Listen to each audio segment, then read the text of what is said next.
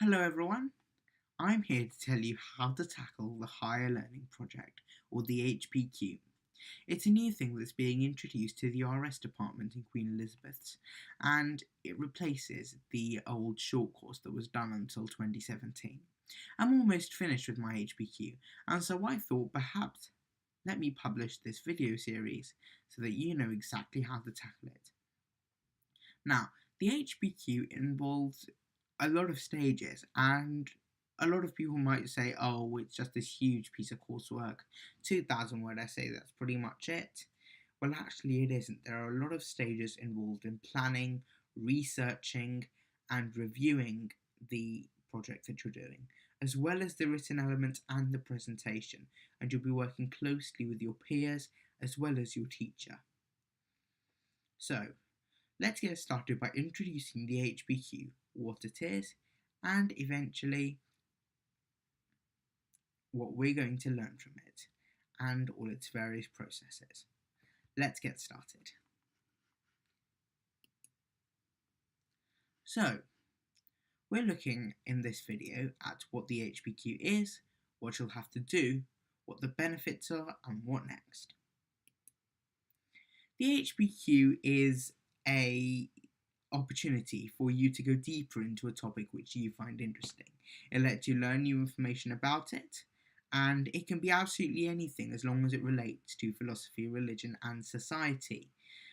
You create your own question, one that you don't have the answer to, but you want to find out about, and then you go ahead, you research it, and you write a 2,000 word report on your findings. And it lets you discover the joys of independent learning. You can take responsibility for your own study, and that'll help you develop new life and study skills. It's really helpful when you go to university. So, this is what you're going to have to do according to the exam board AQA. You're going to have to carry out some research to enable you to sufficiently develop your project aims and objectives to make a formal project proposal. You then need to document all your planning and research within the production log, which I'll talk about later. It's the official document that AQA use to track your progress, and you'll find it really helpful too. At specified meetings, you'll need to meet with your supervisor, which is the AQA name for your teacher. It's what's used in the production log, as well as in other AQA, HPQ based things. So it's important you remember that supervisor in this case means your teacher. Then you need to go ahead and you need to carry out the project. You need to achieve the aims and objectives you set for yourself. So the idea here is about self-motivation as well. Near the end of the project, you'll prepare and you'll give a presentation about your project product and the process, and finally you'll evaluate the project process. All of this will be guided through by the production log. So, in a nutshell, plan, write, manage time, present, research, and evaluate. In terms of assessment, you will get a grade which is either A star, A, B, or C. There's no 9 to 1. And if you look clearly at the assessment objectives here, you'll see the weighting. So, assessment objective 1 is manage. So with appropriate guidance from your supervisor, you'll select, plan, and carry out an individual project or task, or one within a group project. So although we don't do it here at Queen Elizabeth's, you may, in other schools, do your Hpq as part of a group project, in which case you'd be assessed on whichever role you had as part of that group. And you'd have to apply organisational skills using a range of methods and resources to achieve your agreed objective.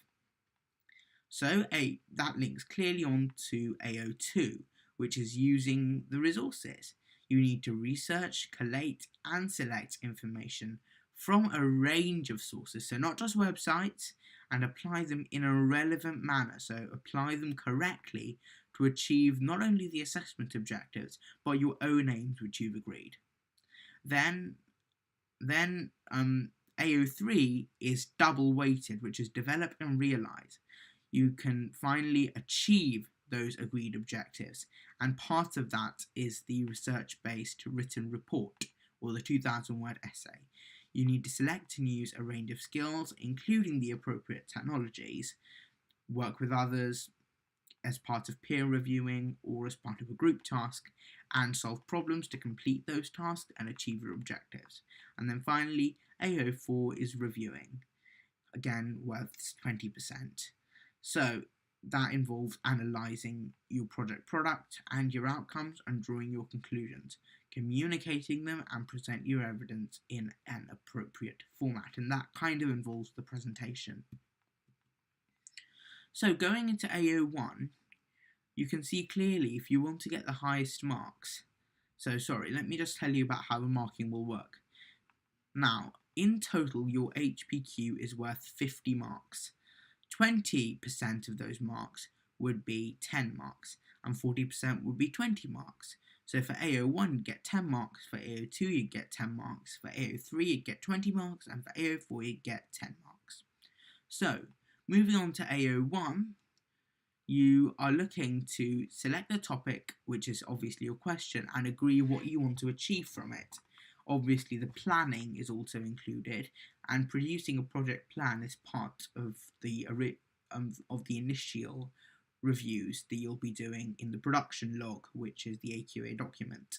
To get the highest marks, you need to identify the topic clearly, and you need to have clear evidence of appropriate aims and objectives for whatever your Hpq question or title is. You need to have a detailed plan of your project, and you need clear evidence of monitoring the progress of your project work against the agreed project. So that might be in the form of a Gantt chart, which we use at Queen Elizabeth's, or it might be in the form of something else. And although the production log does provide a limited opportunity for you to set deadlines, it may be worth possibly using a secondary tracking tool which will track you more precisely. I, for example, used a Gantt chart. So, going on to using resources, for the highest marks you want evidence of detailed research. Now again, in Queen Elizabeth, you'll be holding a research log, and your research log will contain information about your research and referencing, but it'll also help you evaluate each source so that you know how much weighting and how much credence, how much reliance you need to give on it based on how reliable the source is, based on the author really. So you do a bit of looking into the author, see if the author might have any biases, etc., and evaluate a wide range of resources that are relevant to you. You need clear evidence of taking the data and applying it towards your essay and your project product, and you need to show that it's clearly linked to the aims you intend to achieve. Going on to developing and realising, for the highest mark band, remember this is double weighted, you need to make sure that you select appropriate information for the task you're taking. You have to implement your project plans and the aims and outcomes from those aims to a high standard, and it has to be consistent with your plan. So you can't just go off on a tangent and do something that isn't conducive to whatever you originally planned. You need to go back to your production log and look at what you've planned. Now, there needs to be clear evidence of appropriate changes to or development of the original project plan or the title, or the aims and objectives with clear and appropriate reasons. That means that if you find that your question, which is your project title, or your plan needs any improvement, needs any tweaking, then go ahead and do it, because that's what you're expected to do. As long as you log it clearly, you say exactly why you decided to make that change and how it will help you. You might even get extra marks for showing how you've proactively taken effort to change your plans and ideas to make them better. And obviously you need to show that you're using a wide range of research skills and a variety of sources that closely addresses the nature of the task, which kind of ties in with AO2. Finally, going on to AO4, which is reviewing, including peer review, communication skills, and your presentation. For the highest marks, you need to show a detailed analysis of the strengths and weaknesses of the completed project, the planning, implementation, and the outcomes. And a lot of the review forms in the production log will help you through this. For example, the record of initial planning, your project proposal stage, and the planning review, mid-project review, project product review, and then the final reflection at the end of the HPQ. And you need to make sure that all the material you use is relevant, well structured, and appropriately presented. Especially your presentation, it needs to have a good structure to it, as does your essay. You need to clearly communicate your findings and your outcomes, which are soundly based upon the research you've done. You can research and write about any topic you want, so long as it links to something we've done in RS since Year 7. You'll develop lots of really important skills, and they'll help you for GCSEs, A-level, and even university. You'll receive support from your supervisor whenever you need it, but remember this is your own independent work. That's the whole point of the HPQ, the idea that you can do your work independently. So, for now, we'll focus on coming up with a question in the next few videos. You'll have to think about what area you'd like to focus on, and then we'll start thinking about how to come up with a good question. It's much harder than you think.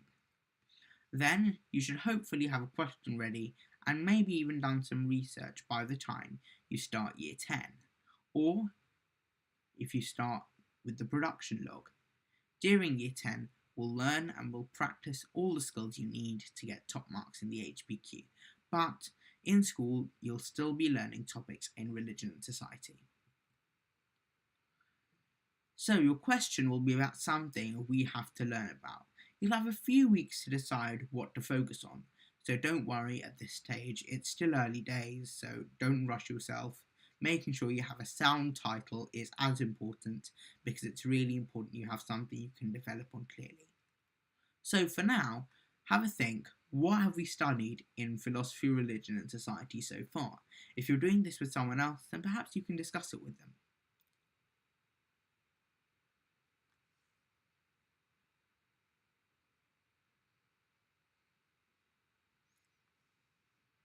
If you need more time, then feel free to pause the video. But I'm going to move on now. So, this are some things that we've done in Queen Elizabeth since Year 7. In Year 7, we did our local community, we did expressions of spirituality, rights and responsibility, religion and young people, and then obviously religion and authority key figures. In Year 8, we did poverty and charity, religion and science, democracy, justice and authority in the UK, belief in God, and difficult questions, life, death and suffering. In Year 9, we did Christian, Muslim, Eastern and Hindu beliefs and philosophy, and perhaps a bit of conflict, religion and peace, which you'll do as part of your initial Year 9 Hpq work. Now, throughout the rest of Year 9 and Year 10, you'll keep intertwining. You'll do every lesson a bit on the HPQ, but then a bit more on philosophy, religion and society, and you'll keep alternating.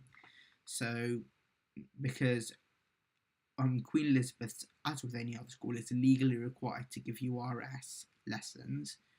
So, there'll be national curriculum, well, not national curriculum, but obviously the legally required RS lessons as well as the HPQ that we do. So, take one of those topics, I'll go back to the previous slide in a second, and you should create a table like the one you see on your screen. It includes an example. The questions in the third column aren't necessarily ones that you'd use for your project, they're just starting points.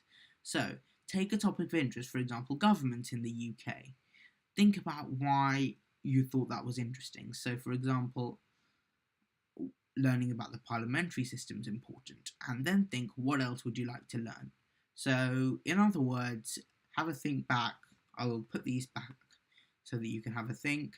In the second column, have a think as to why that topic intrigued you in particular, and then if there's anything else you'd like to explore about it, then that's what you can put in the third column. Okay? So I'm going to go back to this slide, and I'd recommend that you pause the video now and have a think. Perhaps fill in just a few entries in that table.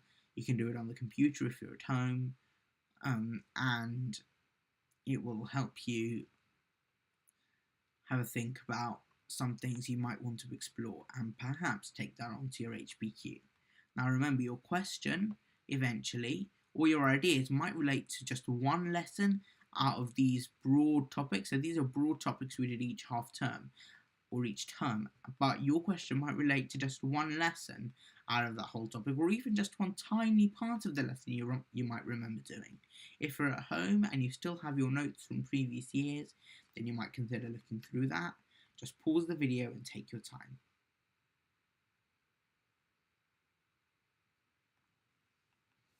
Okay then, I presume you're done with that because you've unpaused the video. Now, this may or may not be homework depending on whether you're doing this in class or not. Think back to all your RS work, complete this table. You could use your file, or you could look at AQA, and try and have about 6. Start thinking about what you'd like to learn more about. That's a really special thing that's a really important thing you need to remember. Okay, so now I'd like to tell you a little bit more regarding how the Hpq works and some of the key forms that you'd be filling in. So now I'm going to be talking about the production log. So this is the AQA production log. Just a brief introduction now, we'll go into it later. This is the production log for the level 2 higher project, and you'll notice that it's got lots and lots of different forms and lots of different things you need to fill in, and it'll probably look a bit unfamiliar to start with. So don't panic, it's just, you'll come to know what it's all about later on. Now this bit I can't fill in, I've opened this as a PDF, but wherever you see a line or a box, on the AQA website you'll find a Word document version, and you'll also find one on EQE, but it might not necessarily be the updated one, and literally for each thing you'll be able to click here and fill in everything. So centre number, centre name, candidate number. You'll get your candidate number in year 10. You'll receive a blue sheet called a statement of entry, which will confirm that AQA are expecting you to produce an HPQ and hand it in. Finally, obviously, your full name. Now, depending on what it says on your statement of entry, it may or may not have your middle name. So put your full name as you would put it for now, but make sure that you update it when you do receive that blue statement of entry. Now, I'm going to do a bit on plagiarism later, but it's really, really important to remember. Whatever you submit for your HPQ has to be your own work. Plagiarism means is malpractice, it's actually cheating. And plagiarism means passing off anyone else's ideas as your own. That includes copying someone's HPQ, that includes copying someone's production log, that includes copying someone's essay, and that includes letting someone do the same. When you're doing your research, it's really important you cite absolutely everything, which we'll go into later on, and it's really important that you never include anything that is not your own work without declaring who that belongs to, because that is actually even against the law, that's illegal. So just don't do it, and you need to keep going back and checking that you're not plagiarizing, you've not copied anything, because it's easier done than you think it is. So at the end of the HPQ you'll have to fill in a declaration. Have you received help, information from anybody other than subject teachers? So your subject teachers, your supervisor, if you've received any other specialist help beyond what's acceptable on the spec, then it's important that you give those details in the production log if you feel that's necessary. If there's anything that you haven't cited in your project product, so in your essay, if there's anything that you haven't cited or put in your bibliography, make sure it goes here, because otherwise, again, you could get disqualified for plagiarism. Now, once you're sure that you've stuck to the rules as per the spec, then you can sign here before you hand in your Hpq, but that's in year 10. Fine, and your supervisor will also sign here to indicate that they're happy with the work you've done. Now, if you look clearly in the rest of the production log, you'll see either to be completed by the supervisor. So you'll see the subheading, you'll see to be completed by the supervisor, to be completed by the supervisor, etc. And then you'll also see to be completed by the candidate. If you see parts of the production, when you get to a part of the production log that says to be completed by the candidate, that's something that you need to fill in. If you see completed by the supervisor, that's what your teacher will fill in when you hand in the Hpq, and also when at some certain points during the Hpq when they are looking and reviewing some of your production log forms. I think one of them, this one, the project proposal part C, says to be completed by the centre coordinator. Now, in Queen Elizabeth, the centre coordinator is the head of philosophy, religion and society. Now, if you're now, obviously, sometimes the head of RS or whoever your centre coordinator is, depending on your school, might also be your supervisor, in which case you'd need to get that countersigned, but you don't need to worry about that. Your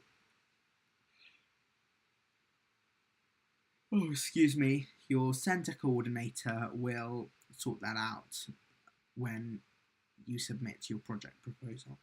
But most of the things will need to be either completed by you or your teacher. So, briefly going through, the main parts of it are the submission checklist. It's kind of just a little thing which helps your teacher ensure that you've handed in absolutely everything in your Hpq and that you haven't accidentally missed something out. The taught skills element is when your teacher will talk about what you've actually learnt in class. The record of marks is when your teacher will mark your Hpq and say how much you got on the production log. Now your teacher or your supervisor will actually mark your Hpq for you. It's internally marked, and the supervisor will have to give a statement telling AQA why they awarded the mark that they did for that assessment objective.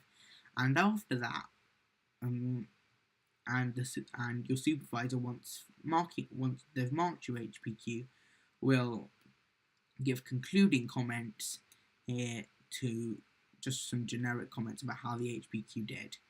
Now, I know in Queen Elizabeth, the centre coordinator or the head of RS does moderate all Hpqs, and depending on which school you go to, your Hpq will likely be moderated, but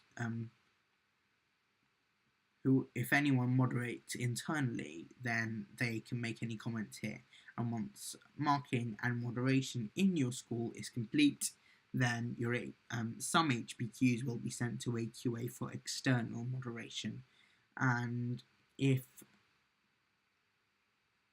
AQA may decide to moderate marks up and down, in which case everyone's mark will move up or everyone's mark will move down. Finally, at the bottom, your supervisor will need to confirm that nothing that they have marked in your Hpq has also been used in any other qualifications that you do, and that will be confirmed in the project proposal. So now going on to the next bit, the record of initial planning or record of initial ideas in the newer version of the production log is to be completed by you, and it's basically the first few ideas that you get for your title. Then you move on to the project proposal stage, which has 3 parts. Part A, candidate proposal, is the first part of the project proposal, which you fill in. It talks about the title that you've planned to do your Hpq on and how you plan to kick it off. And your supervisor will then comment on your project proposal, as will your centre coordinator approve it. Then you go on to your planning review once your project proposal has been approved, and that will help you outline the next steps in planning and researching your project. When you're about halfway through your work and you've completed most of, if not all of your research, you'll do the mid-project review, which will give you a chance to think about what's gone to plan so far and what you need to do still. Finally, as you're approaching the end of your Hpq, you'll complete the project product review, which will help you evaluate how you've done as you're coming to the very end of your Hpq and whether things have gone to plan, if there's any last minute things you need to do to finish your project by that stage, and obviously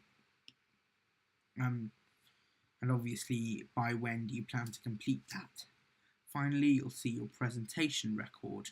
Part A is to be completed by you and talks about the format of your presentation, which we'll do at the end of the Hpq, and how it was prepared. And Part B is to be completed by your supervisor, which is their comment on how the presentation was given. The last page in the production log is the summary and reflection, which will help you look back once you have completed your Hpq and handed it in. You'll be given a short time after your presentation is done to finish filling this in. You'll be able to evaluate the strengths and weaknesses of your project and look at what skills you've acquired from completing the project. You'll be filling this in along the way of the Hpq, but you can see here that it helps you develop the planning skills that will be essential when you move into university, as well as skills such as time management, skills such as planning, skills such as researching, which are very, very important for your Hpq, and if you learn how to use them correctly, they will do you proud. They'll do wonders, I promise you, because those skills are something that you will need for the rest of your life. They'll serve you well. So, thanks for watching my introduction to the Hpq. You can see more Hpq videos in the Hpq playlist on my channel. Perhaps they haven't come out yet, in which case please look forward to more. But hopefully that should help get you started on what you're going to be facing when it comes to doing your Hpq, and what you're going to be starting with and what you're going to be progressing onto doing, just in brief, later on in your project. Thank you for watching. Please subscribe, because as new videos come out you'll be able to see them, and I promise they'll be a great help to you as well. And if they're not a great help, then they'll at least be funny, and you know, it's still a great help if it helps you feel happy, I guess. So please like this, give this a thumbs up, so more people doing the Hpq or other AQA project will be able to follow along. If you're doing the Hpq at A level, the production log is very similar, but the essay will just need to be longer, so you can kind of listen to this advice, but you'll need to merge it with whatever your supervisor has told you. So thank you so much for watching again.